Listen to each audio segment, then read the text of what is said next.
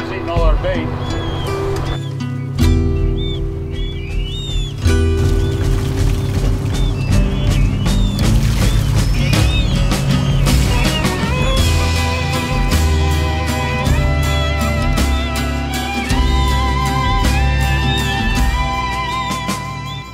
I retired from the Navy in 2011 after 22 years of service as an explosive ordnance disposal technician.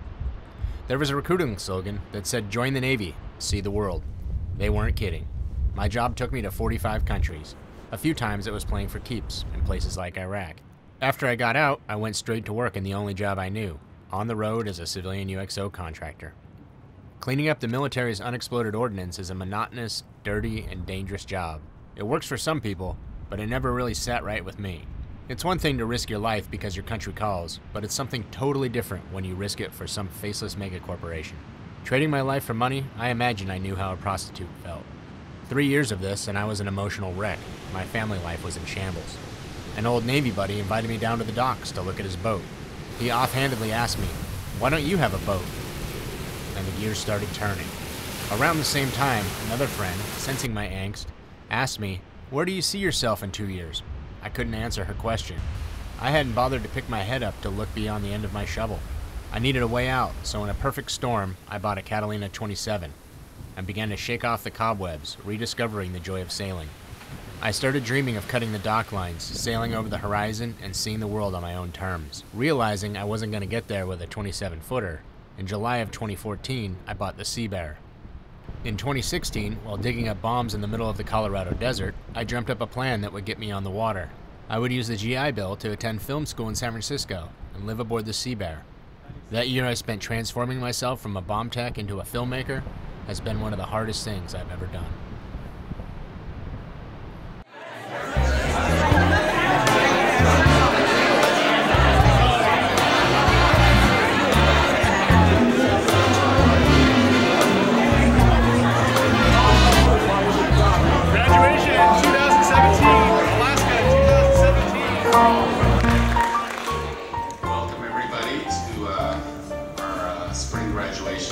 San Francisco School of Digital Filmmaking. It's a lot of people here, but just 2 graduates.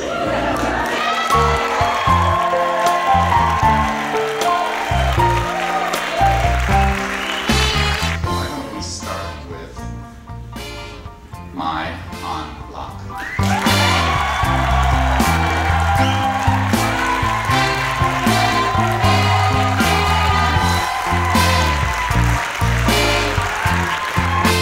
I would like to invite Sean Meyer up.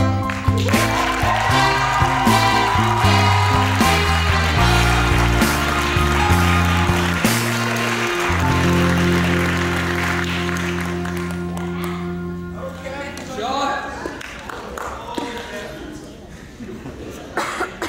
Well, in the words of the Grateful Dead, what a long, strange trip it's been. So I came from a different world into the world of art. It's been a difficult adjustment, but hopefully, we'll see what you think. See what I made it.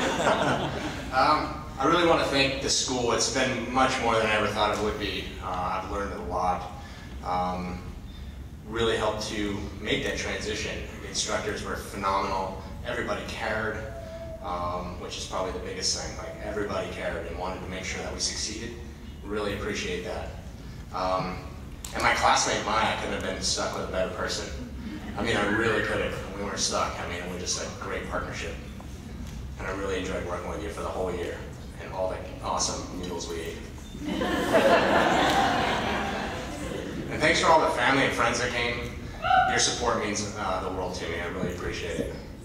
So be on the lookout for Sailing the Seabear. We're on YouTube and all that stuff. Facebook and all that, so check it out. Follow the journey. We're on Radio Alaska.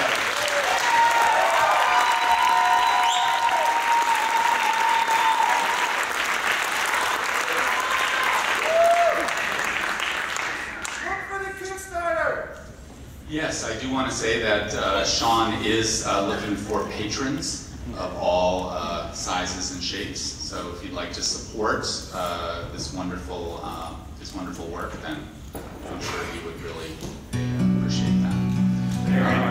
Yeah, I mean, I tested it like an hour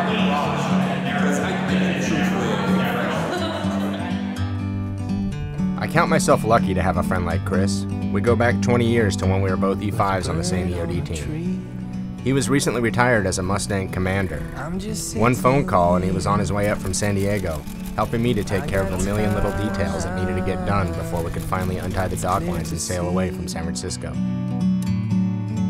From up here, the world seems small. We can sit all the shit that I'm bringing. Definitely bring too much. You and me. A couple of days before departure, I came down to find a handwritten note tucked into the companionway. What do you do when a retired SEAL commander said he's coming with you?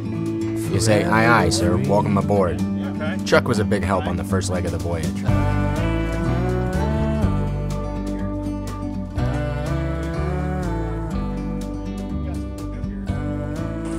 Sucking the poo. Little poo sucking. Oh, look at that. Gotta start the trip off with a clean head. Sometimes you need to go and take a step back to see the truth around you. From a distance you can tell.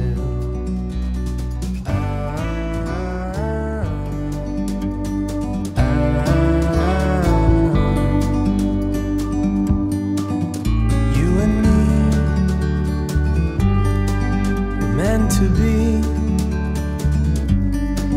in the great outdoors, forever free. We took care of a few last-minute details before we finally headed off to adventure. Everything was going well until I realized we had forgotten Phil on the dock. In the great outdoors. You guys going to Alaska? Going to Alaska. Wanna go? Yeah, sure. I'm bored.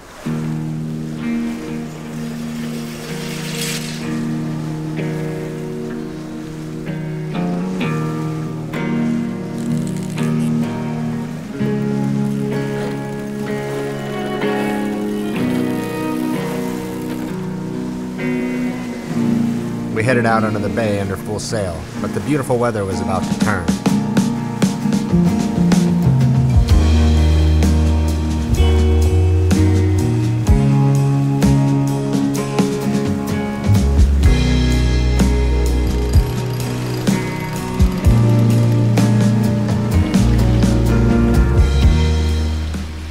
We were quickly enveloped in a very dense fog, almost as if the bay wanted to keep us in a while longer. She gave it her best, but we made it under the bridge one last time, our eyes glued to the radar.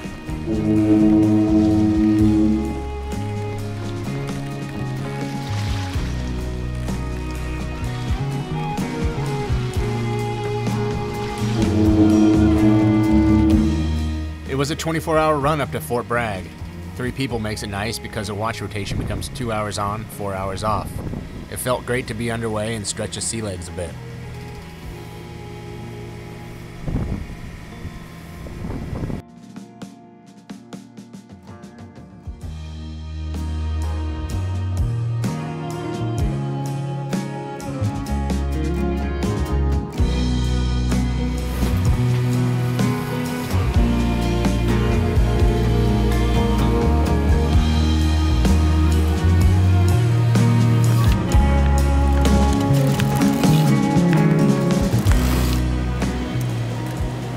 We spent the day telling stories and tried to do a little salmon fishing once we were north at Point Arena.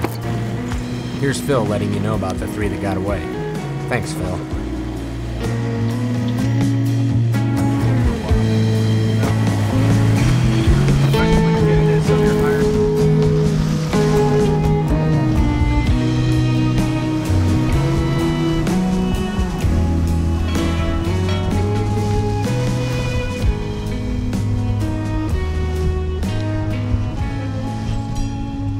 Bringing the Sea Bear up the Noyo River was another special homecoming for me.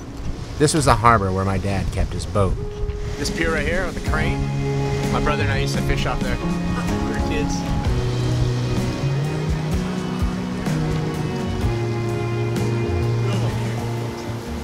harbor seal.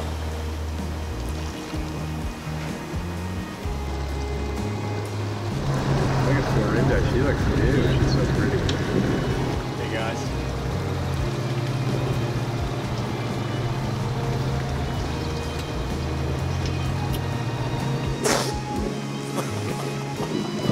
Bless you.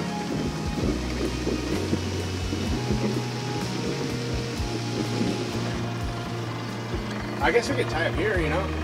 First, take it on the starboard.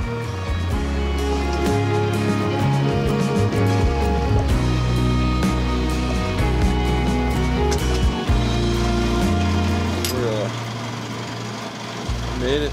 And we did. In good style. In good style. Thanks for watching the second episode of Sailing the Sea Bear. Please subscribe so you don't miss the next episode when we tour Noyo Harbor by dinghy and go longline fishing with Lou the Codfather on board his boat Florinda. And yes, the rumors are true. We will be launching a Kickstarter campaign in the next 2 weeks, so be on the lookout for that. Thanks again, and please share Sailing the Sea Bear with your friends. That way we'll be able to continue sharing the adventure with you. Until next time, fair winds and following seas.